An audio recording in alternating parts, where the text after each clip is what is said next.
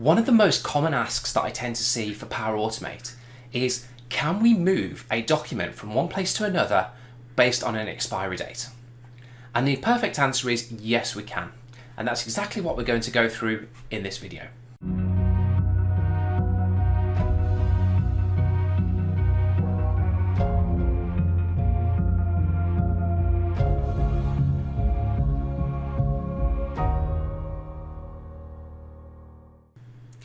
So the pattern for moving a document from one place to another to check for that expiry date in the first place is something that you can apply time and again once you have actually got used to it. So we're going to work through the demonstration. We're going to move a document from one place to another based on an expiry date. The same could also apply to lists, to anything you want in an Excel spreadsheet. You can apply this to a number of different scenarios. So let's work through it. Let's get that into your head about how it can work, and then you can take it forward in any way that you like.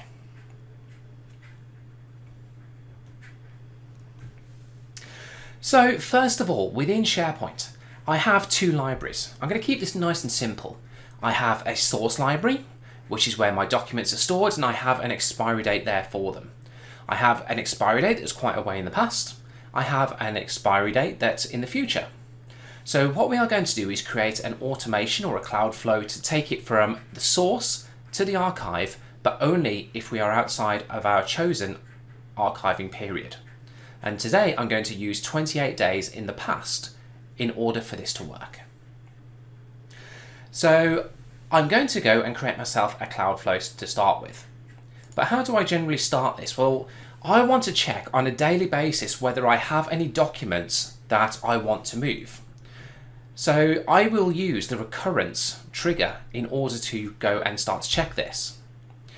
But setting up the recurrence is one of those things that is really important to get right in the first instance, because this will determine how often you actually check for your documents.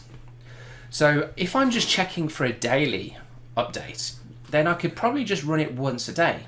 If I'm interested in something that's more based on the time, then I may want to check more. But I can configure my recurrence trigger.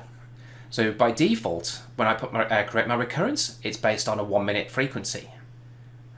But if I actually go and change my frequency, now I could go by the hour and I could say that I'm going to run every 24 hours. But one of the things that I love about the recurrence trigger is that if I select the day, I can say that I'm going to run it once a day, but if I drop down the advanced options, I can actually specify what hour I want or what time I want my flow to start running.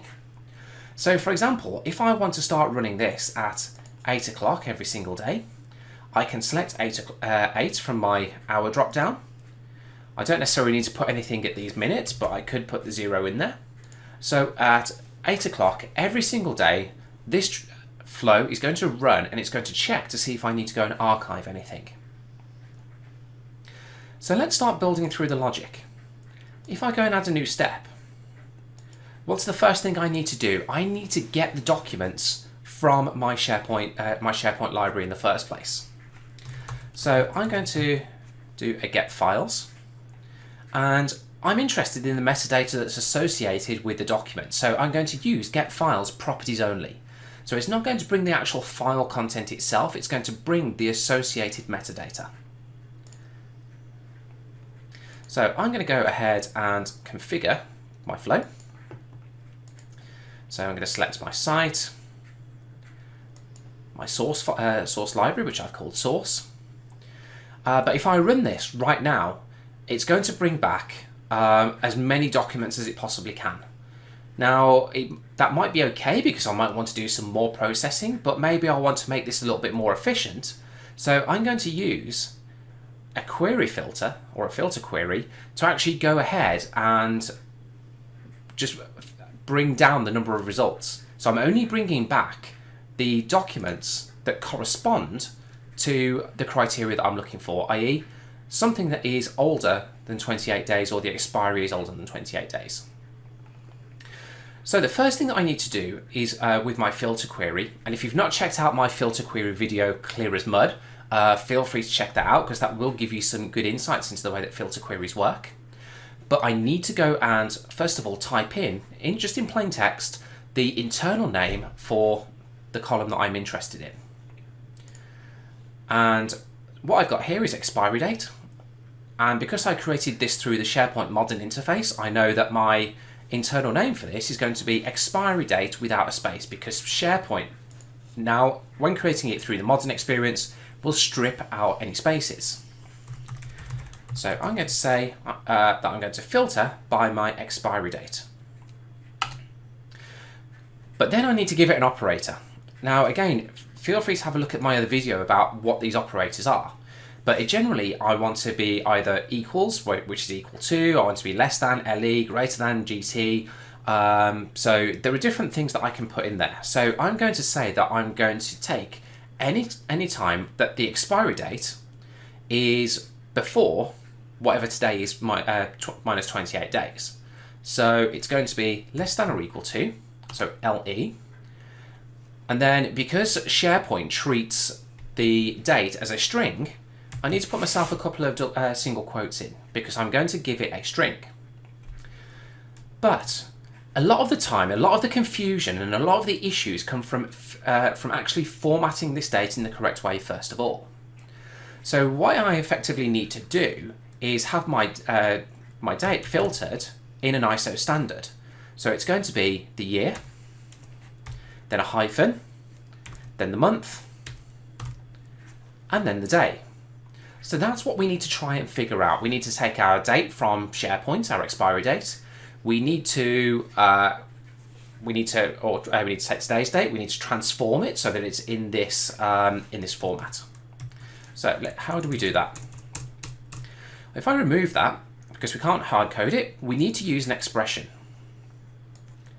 So there are two expressions that I need to use in conjunction with each other in order to get the exact date that I want to compare against. So I need to, first of all, figure out what today's date is, minus 28 days, but then I also need to be able to format it in the correct way. So the first thing that I'm going to do is I'm going to figure out what today's date is, minus 28 days. Now the easiest way of doing this is do an add days. Now that may seem counterintuitive, but bear with me because it will all become clear. And in this expression, I need to take today's date, which I can get by saying UTC now. And then I need to figure out what was 28 days ago. Well, if I add a minus figure to this, so I add minus 28 days, that's effectively going to take away 28 days from where today is. So that will give me my date. But it won't give it me directly in the format that I want to use. Now I can have a format string at the end of this, so I can then go that I want this brought back in ISO format. So I can go YYYY, MM, so two capital M's for figuring out the month, and DD. Alternatively, I could have used a second expression, which is what I'd normally quite like to do. I like to use format date time. So then when I format date time, I will pass it a string, I will pass it a date as a string, and then once again, I can then do my formats.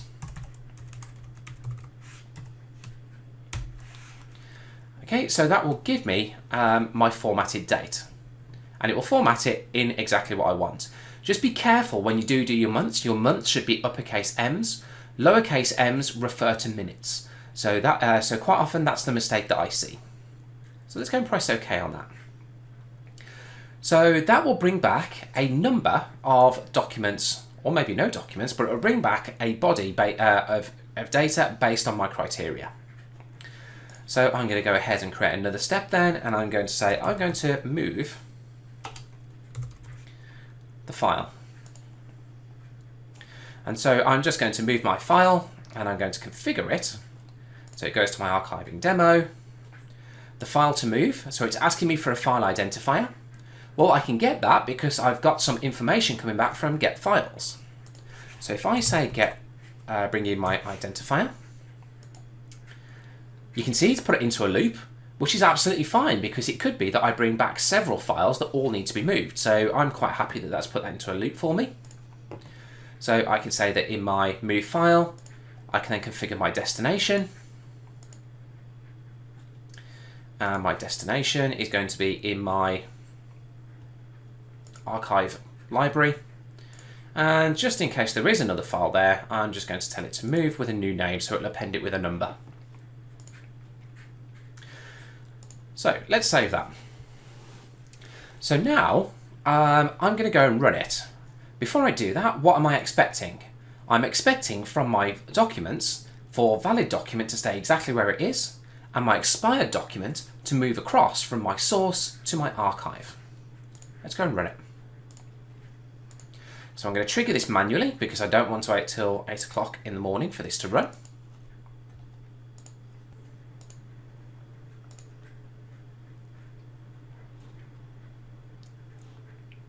Okay, so my flow is run. If I come to my get files, if I go to my apply to each, then I can see that I've got my file which is moved. And now if I come back to my archiving demo, I can see that my source is still the same. I've still got my valid document sat in my source, and I've got my expired document sat in my archive. So that is a pattern that you can apply to so many different scenarios. If you can figure out the date, using those add days, using the right formats, and remember, always worthwhile checking what format your dates are coming out of this out as, because it will differ, depends on the service. So SharePoint is different to Exchange, and so on. So always be aware of the formats that for the dates that you need. But generally, that will work. That will definitely work in SharePoint. So you can now go and take that into your own environments, into your own scenarios, and start to create your own archiving processes using Power Automate. So I hope that was useful. If you do find it useful, please do like and subscribe. There will be plenty more of these snippets on the way. If you have any questions or any comments, please do post in the comments, or you can reach me on Twitter at MattWeston365 or on LinkedIn. If you need any help, please reach out. I'll be happy to help you. But until next time, stay safe, and we'll speak again soon.